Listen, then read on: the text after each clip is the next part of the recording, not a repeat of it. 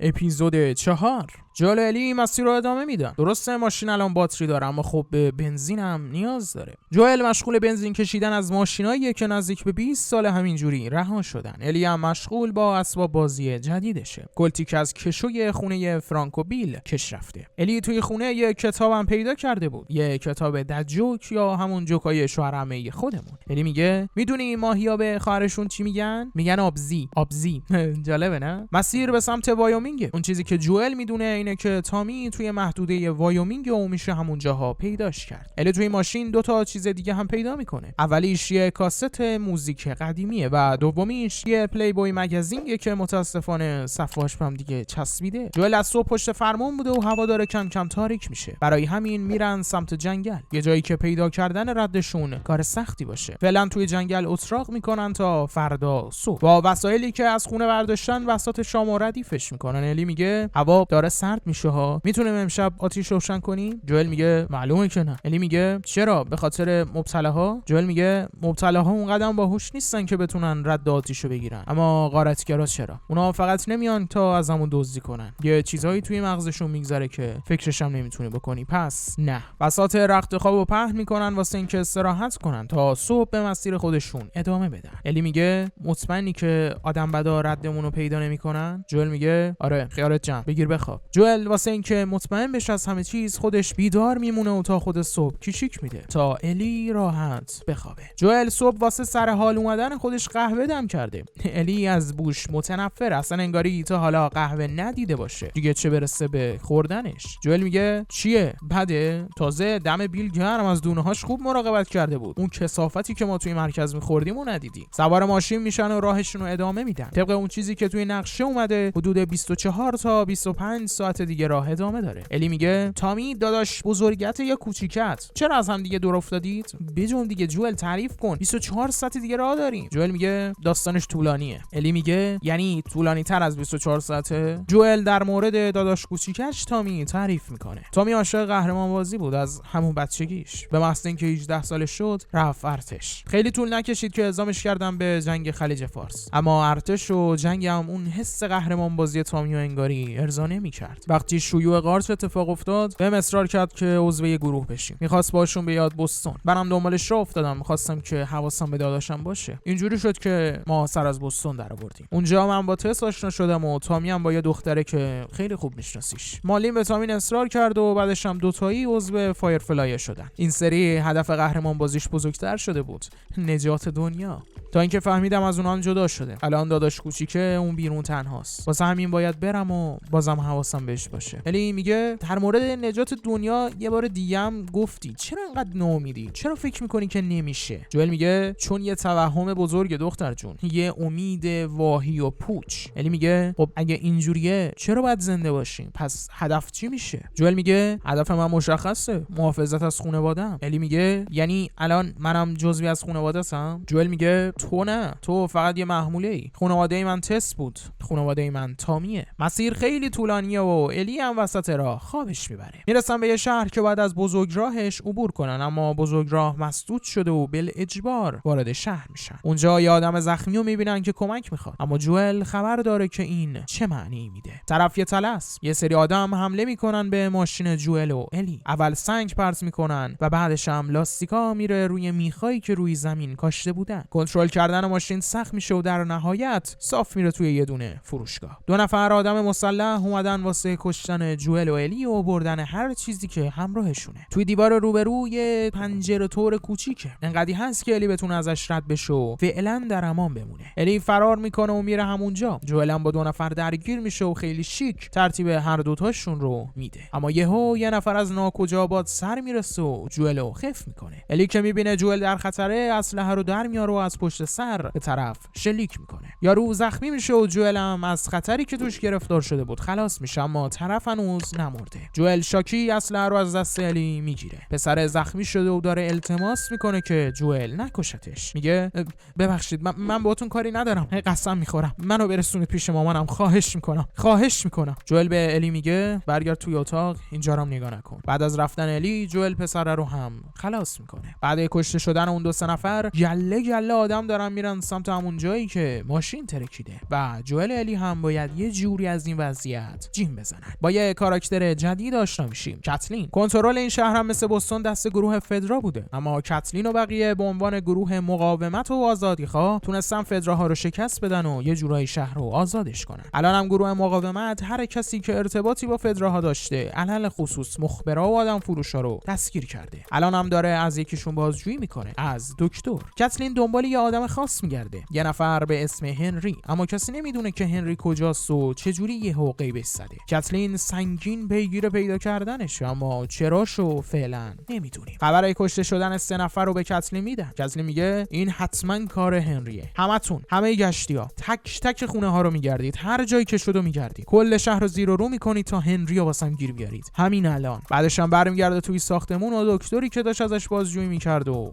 خلاص میکنه. جوئل الی فعلا توی یه مغازه قایم شدن تا شرایط آروم بشه و ببینیم چطور میشه از این وضعیت فرار کرد. جوئل میگه گوش کن، بابت اتفاقی که افتاد متاسفم. واسه یه بچه‌ای به سن و سال تو خیلی زوده که با این چیزا مواجه بشه. اولین باری که به یه نفر شلیک کردم و یادمه خیلی افتضاحی داشت. الی میگه در موردش حرف نزن، نمیخوام بهش فکر کنم. البته من بار اولم نبود. جوئل جا میخوره ولی بهش یاد میده که چطوری از اسلحه‌اش استفاده کنه. تو این شرایط چاره‌ای دیگه نیست. اگه الی اسلحه رو نداشت شاید توی همون مغازه جوئل کشته میشد. وقتی شب میشه و اوضاع آروم میگیره میرن توی یه ساختمون 45 طبقه‌ای. تا اونجا که نفس یاری بکنه طبقه ها رو میرن بالا. هر چقدر که طبقه‌ای بالاتری باشن احتمالاً جاشون امن‌تره. شب قرار میشه که همونجا بمونن تا صبح که ببینیم چیکار باید کرد. الی میگه اون یارو که زخمی شده بود و از کجا فهمیدی یه تله است؟ جوئل میگه زندگی کردن تو این شرایط سخت دختر جون. واسه زنده موندن باز همه کاری بکنی. من هر دو طرفش رو تجربه کردم. الی میگه یعنی تو آدمای بیگناه هم کشتی؟ ولی جوئل جوابی نمیده. و اما اون طرف داستان، کتلین توی زیر شیروانی یکی از خونه ها انگار مخفیگاه هنری رو پیدا کردن. همراه هنری یه بچه کوچیک هم مثل این که باشه. طرف به کتلین میگه جدا از این یه چیز دیگه هم هست که باید بهت نشون بدم. کف یکی از اتاقای ساختمون نشست کرده و داره تکون میخوره. انگار اون زیر یه سری موجود زنده هستن که میخوان بزنن بیرون و درسته، مبتلاها. کتلین میگه درو فعلا قفل کن. فعلا به کسی چیزی نمیگیم تا بعد. الان مهم هنریه. بعد اول اونو پیداش بکنیم، بعدن برای اینم یه فکری میکنیم. جوئل الی رسیدن به طبقه 35 ساختمون. مثل اینکه اینجا جای امنیه واسه اینکه شبو بگذرونن. جوئل شیشه ها رو میشکنه و پهن میکنه کف زمین تا اگه کسی خواست بهشون نزدیک بشه مثل تله عمل کنه و زودتر بفهمن تا از خودشون دفاع کنن. بعد از یه روز سخت پدردرار دیگه وقت استراحت، پس شب بخیر. که البته قبل از خواب جوئل یه سوالی از الی میپرسه. به الی میگه اونجا که گفتی اولین بارت نبوده که به یه نفر شلیک کردی، منظورت دقیقاً چی بود؟ الی میگه بیخیالش، دوست ندارم در موردش حرفی بزنم. دیگه کم کم وقت خوابه، اما خیلی نمیگذره که الی جوئلو بیدار میکنه وقتی که یه نفر اسلحه گذاشته روی سرش و یه بچه کم سن و سال هم اسلحه رو گرفته بالا سر خود جوئل. این دو نفر هنری و برادر کوچیکترش سم هستن.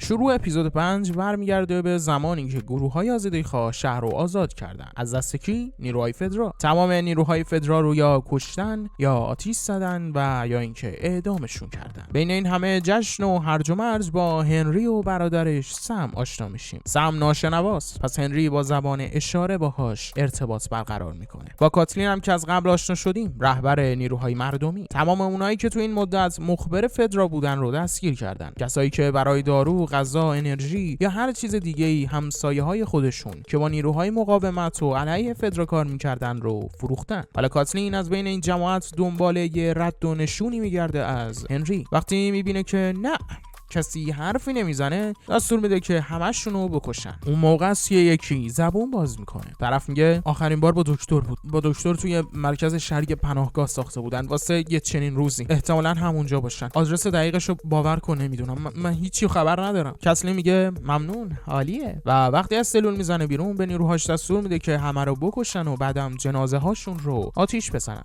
چهارشنبه سوریتون مبارک. و بعد از اون شروع کنن به گشتن کل شهر، تک تک خونه ها، ساختمونا، تا اینکه یه رد و نشونی از هنری و براش پیدا کنن. هنری و داداش کوچیکش همراه با دکتر رفتن توی همون مخفیگاهی که طرف ازش حرف میزد. به اندازه کافی هم غذا همراه خودشون آوردن، اینقدری که 10-12 روز رو زنده بمونن. دکتر به هنری میگه وضعیت داداشت چطوریه؟ هنری میگه حسابی ترسیده، نمیدونم چیکار کنم. دکتر میگه اون ترسیده چون تو ترسیدی. اون به تو نگاه میکنه هنری میره پیش برادرش تا آرومش کنه. هنری بهش میگه بگو ببینم تو صورت من ترس میبینی؟ اینجا جامون امن پسر جون، نیاز نیست بترسی. هنری واسه اینکه برادرش کمتر بترسه و کمتر فکر و خیال بکنه یه عالمه وسیله نقاشی آورده تا دیوارا رو باهاش نقاشی کنه و سرگرم بشه. 10 روز میگذره، تمام اتاق و در و دیوارا شده نقاشی های سخت. غذایی که همراهشون آورده بودن هم تموم شده. چند روزی میشه که دکتر از مخفیگاه زده بیرون و خبری هم ازش نیست، که این معنیش اینه که دکتر احتمالاً گیر افتاده. غذا تموم شده، دکترم که برنگشته، پس باید از مخفیگاه بزنن بیرون. به محض اینکه میخوام بزنن بیرون صدای تیراندازی میاد. تیراندازی واسه چیه؟ همون سکانسی که جوئل وارد شهر شده و با گردن گیرا درگیر شده بود. هنری از پشت شیشه بالای در که جوئل چجوری امتو یکی پس از دیگری افقی میکنه. شب که میشه هنری و سم هم مسیرشون میخوره به همون ساختمونی که جوئل و الی رفته بودن. میگردن دنبال همون طبقه‌ای که جوئل و الی هستن و پیداشون هم میکنن. و برمیگردیم به سکانس پایانی اپیزود قبل. هنری میگه گوش کن، من نمیخوام بهتون آسیب بزنم، همینطور که تا الانم نزدم. شما کمک لازم دارید که از اینجا فرار کنید، درسته؟ ما هم همینطور، ما هم کمک میخوایم. پس بیا با هم اوضاع رو ردیفش کنیم، البته اگه کله شق بازی در نیاری. چهار تایی میشینن دور هم یه غذایی چیزی بخورن. الی به سم و هنری تعارف میکنه و میگه بفرمایید اینا مال بیل الان مرده. هنری میگه ببینید من راه خروج رو بلدم، میتونم بدون دردسر هممون از این جهنم فراری بدم، فقط کمک لازم داشتم. صبح همه چی بهت میگم که باید چیکار بکنی. فردا صبح که میشه هنری نقشش و همه چیزو توضیح میده. هنری میگه احتمالاً یه چیزو در مورد این شهر فهمیده باشید، اینکه از نیروهای فدرا خبری نیست، البته حدود یه 10 روزیه، بعد از 20 سال که هر غلطی دلشون خواست کردن، قصد، تجاوز، هر چی که فکر کنی. اما میدونی عواقب این رفتارا چیه؟ وقتی که مردم بتونن بعد سر تلافی میکنن. جوئل میگه ولی تو از فدرا نیستی، مشخصه بچه جون، چرا دنبال تو میگردن؟ هنری میگه درسته، من از اونم بدترم، من با فدرا همکاری میکردم. جوئل میگه هو من با آدم فروش کار نمیکنم. هنری میگه چرا میکنی؟ چون مجبوری، تو میخوای از اینجا بزنی بیرون، منم راهو بلدم، با هم حلش میکنیم. به این خاطر میخوام بهت کمک کنم چون به کمکت نیاز دارم. من تا حالا آدم نکشتم، اصلا دست نگرفتم، اما دیروز دیدم که چیکار کردی. قدرت تو با نقشه من همه چیزو حل میکنه. جوئل میگه گوره باباش، بگو ببینم چطوری بعد از اینجا خلاص بشیم. هنری نقشش رو توضیح میده. کل این شهر الان دست کتیه، همه جا نیروهای نگهبان داره، از هر سمتی که بخوایم بزنیم بیرون دیر یا زود گرفتار میشیم. ولی من یه راه بلدم، میتونیم از طریق تونل فرار کنیم. این شهر مترو نداره، اما تونل واسه تعمیرات چرا. بریم پایین و بیرون از شهر سر در میاریم. یکم اونورترش یه خاکریزه و بعدش هم یه پل روی دریاچه و بوم تمومه، فرار کردیم. جوئل میگه خب این که زحمتی نداره بچه جون، ما رو واسه چی میخوای؟ هنری میگه به چیزی دقت کردید؟ توی شهر هیچ مبتلایی نیست. حدود 15 سال پیش نیروهای فدرا همه رو فرستادن زیر زمین. البته با اون یارویی که در ارتباط بودم میگفت که اون پایین نزدیک به 3 ساله که پاکه. ترتیب همشون رو دادن، اما ممکنه با 1-2 تاشون برخورد بکنی. اونم بی خیال رفیق، تو از پسش برمیای. میتونی یعنی نمیتونی؟ 4 تایی راه میافتن سمت مسیر ورود تونل زیر یه مرکز خرید. میرسن به اولای تونل های تعمیرات که انگاری مهد کودک باشه. اینا پناهگاهایی که ساخته بودن تو از دست مبتلاها در امان باشن، اما انگاری همشون دچار بیماری شدن و الان هم اینجا متروکه افتاده. الی و سم مشغول بازی کردن با هم میشن، ولی جوئل میگه الی بسه، بهتر سریعتر راه بیافتیم. اما الی و هنری پیشنهادشون اینه که هم یه استراحتی بکنن، همین که وقتی هوا تاریک‌تر شده باشه خطر هم کمتر میشه. الی خیلی زود با سم دوست میشه. سم از اونجا که نمیتونه حرف بزنه و بشنوه، هر چیزی که میخواد بگه رو روی تخته برای الی مینویسه. جوئل میگه تو گفتی که 10 روز مقاومت پیروز شده، آره؟ 10 روزه دارن کل شهر رو دنبال شما دوتا میکردن. تو یه غلطی بیشتر از مخبری کردی، مگه نه؟ هنری میگه حدس درسته، من یه نفر کشتم، یه آدم بزرگ، یکی از اونایی که میدونی خیلی آدم حسابی بود. میخواستم کنارش باشم، واسش کار میکردم، ولی سم مریض شد، سرطان خون. فقط یه دارو وجود داشت که میتونست نجاتش بده و خب میتونی حدس بزنی دست کی بود؟ نیروهای فدرا. واسه نجات جون برادرم مجبور شدم که یه بهای بزرگ بپردازم، خیلی بزرگ. اون آدم بزرگ رهبر گروه آزادیخواه بود و همینطور برادر کتلین. واسه همینه که دنبال منه، دنبال من و سم. جوئل میگه فهمیدم داستان چیه. بس راه میافتیم، مسیر رو از طریق تونل ادامه میدن. کتلین توی اتاق خواب بچگیشه، اتاق خودش و برادری که هنری به قتل رسوندتش. کتلین در مورد برادرش میگه مایکل آدم مهربونی بوده که اگه الان جایی کتلین بود هنری رو میبخشید، همینطور که قبل از مرگش خودش هم به کتلین گفته. اما کتلین آدم متفاوتیه، نمیتونه این کارو بکنه. باید هنری رو پیدا کنه و تاوان کاری که کرده رو پس بده، هم خودش و هم برادرش. پری میگه میفهممت، کاملا میفهممت. داداش تو آدم بزرگی بود، همه دوستش داشتیم، اما کسی که ما رو از شر فدرا آزاد کرد تو بودی کتلین. پس ما همون چیزی رو میخوایم که تو میخوای. هنری رو گیر میندازیم. خیالت جمع. مسیر و نقشه هنری درست بود، بدون دردسر، بدون مبتلا، خیلی راحت از شهر زدن بیرون. چیزی هم تا پل نمونده که از یه ساختمون بهشون تیراندازی میشه. همه پشت ماشین پناه میگیرن تا ببینن چیکار باید کرد. چیزی که مشخصه یارو خیلی ناشیه و عجیب چپ دسته. جوئل به الی میگه گوش کن، همینجا بمونید. طرف تیراندازیش افتضاحه. من میرم سمت ساختمون و ترتیبشو میدم. اوکیه؟ جوئل خودشو میرسونه به ساختمون و میره طبقه بالا. یه عموجونی خیلی پیر نشسته و یه اسلحه هم توی دستشه. جوئل میگه ببین بابا جون، اون اسلحه رو بذار زمین. نمیخوام به تو آسیب بزنم. اما پیری کله شقبازی در میاره و جوئل هم ترتیبش رو میده. مسئله اصلا عموجونی نیست. مسئله اینه که با بیسیم به کتلین خبر پیدا شدن هنری رو داده و الان یه گله آدم دارن میان سمتشون. جوئل عربده میزنه که فرار کنی. یه کامیون با سرعت داره میاد سمت الی. همه ماشینا رو داره زیر و رو میکنه که جوئل راننده رو هدشات میکنه. کنترل ماشین از دست میره و میخوره توی یه ساختمون و بعدش هم منفجر میشه. الی و بقیه پشت یه ماشین پناه گرفتن. کتلین هم داره بهشون نزدیک میشه. هنری میگه گوش کن، من میام بیرون، خودمو تسلیم میکنم، فقط با داداشم کاری نداشته باش، خواهش میکنم بذار اونا برن. کتلین میگه بی خیال هنری، همتون باید بمیرید. تو اون بچهای زیادی میمیرن یا مبتلا میشن هنری، چیز نرمالیه. هنری بلند میشه و کتلین میخواد بهش شلیک کنه که کامیون دوباره منفجر میشه. انگار که زمین زیرش خالی باشه و کامیون سقوط میکنه توی یه گودالی که یه دریا کلیکر ازش تراوش میکنه. همه مشغول مبتلاها میشن و هنری و الیوس هم فرصت واسه فرار کردن پیدا میکنن، هم از دست کتلین و هم کلیکرها. هنری و سم میرن زیر یه ماشین قایم میشن. الی هم خودش رو میندازه توی یه ماشین دیگه، اما انگاری خیلی جای امنی نیست چون یه چوس مبتلا میاد سر وقتش. از ماشین فرار میکنه و میره سمت هنری و سم تا اونا رو از شر کلیکرها نجات بده که چیز عجیب و عظیم و جثه از گودال میزنه بیرون. یه لوتر. امیدوارم اشتباه نگفته باشم. همه درگیرن. کتلینا فراری میدن که بره. الی همراهی تا خونه ای که جوئل توش بوده نداره که کتلین یهویی ویرش میگیره، انتقامو باید تکمیل کنه. اما همون چوس مبتلا گیرش میاره و کتلینو میکشه. بچهای زیادی یا کشته میشن یا اینکه مبتلا میشن.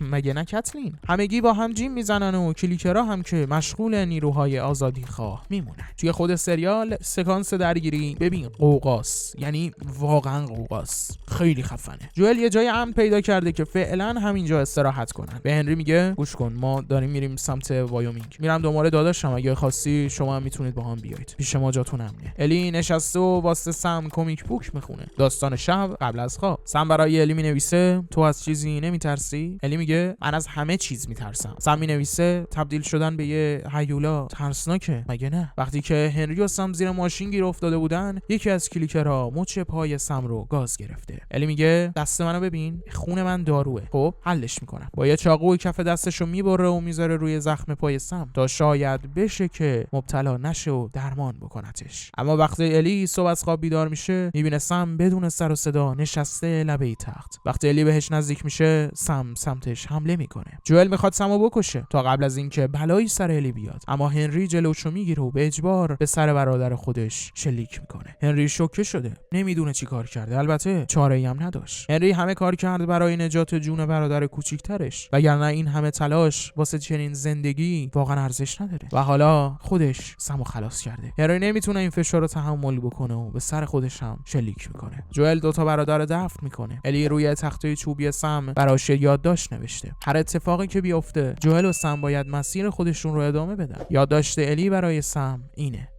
متاسفم.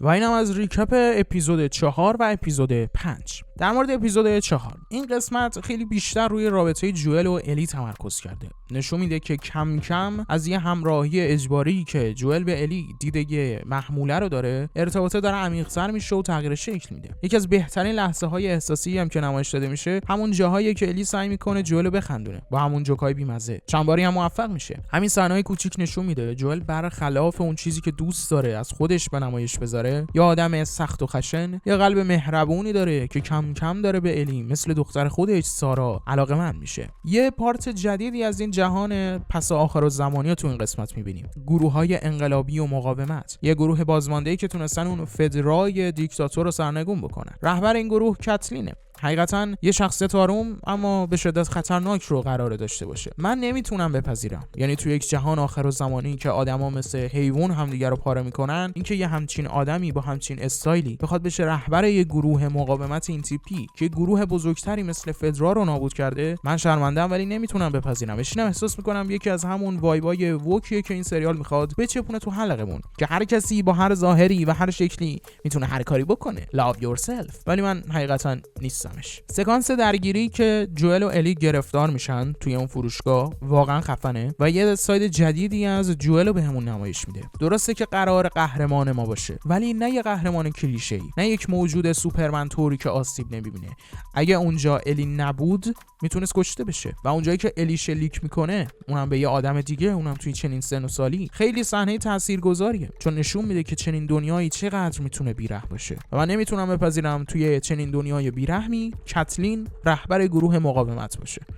با عرض شرمندگی میریم سراغ قسمت 5. آشنایی پیدا میکنیم با داستان هنری و سم، دو تا برادری که به خاطر همون چیزایی که حالا توی ریکپ گفتم و طولانیش نکنم از دست نیروهای مقاومت دارن فرار میکنن. فیلم در این اینکه به ژانر زامبی و آخرالزمانی یه سری چیزای جدید اضافه کرده، توی ژانر دراماتیک و احساسی هم فوق العاده کار کرده. یعنی یکی از سکانس‌های دلگرم کننده و خفن دیگه هم اون دوستی و رفاقتی که بین الی و سم شکل گرفته، یه رابطه انسانی خیلی جذاب توی یک دنیای کثافتی که تاریکی مطلقه. اونم خیلی من دوستش داشتم و یکی از خفن‌ترین سکانس‌ها و صحنه‌های کل این سریال تو این قسمت اتفاق میفته. اونجایی که نیروهای کتلین میان و هنری رو گیر میندازن، زمین فرونشست میکنه و بوم، 1000 تا کلیکر میریزن بیرون و اون قول خفنه که اصلا پشمام فر میخوره، یه آس عجیب غریبی و سریال رو میکنه. اون سکانس اکشنش فوق العاده است. تیراندازی جوئل از بالای ساختمون که راهو برای الی وا میکنه اصلا خیلی چیز خفنیه. اگه خود سریالو ندیدید که بعید میدونم، حداقل این سکانس رو ببینید. اگه از کل سریال خوشتون نمیاد، این سکانس درگیری توی اپیزود 5 واقعا فوق العاده است. ولی ضربه اساسی این قسمت توی پارت پایانی میزنه، اونجایی که سم پاشگاز گرفته شده توسط مبتلاها و خیلی زود قرار کنترل خودش از دست بده. الی تلاش میکنه که نجاتش بده، ولی خب